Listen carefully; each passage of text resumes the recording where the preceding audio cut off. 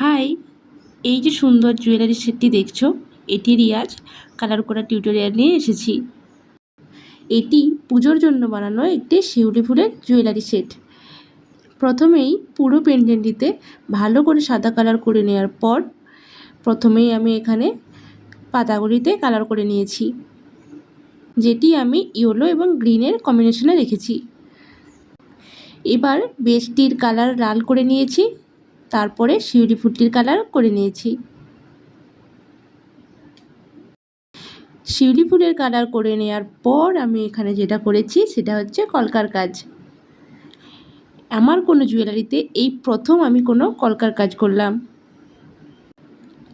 কলকার কাজ করে নেওয়ার পর জুয়েলারিতে টার্সেল এবং কটন বল অ্যাড করে দিয়েছি। জুয়েলারিটির ফাইনাল লুক দেখে অবশ্যই জানিও জুয়েলারিটি কেমন লাগলো। দেখা হচ্ছে নেক্সট ভিডিওতে। আজকের মতো টাটা।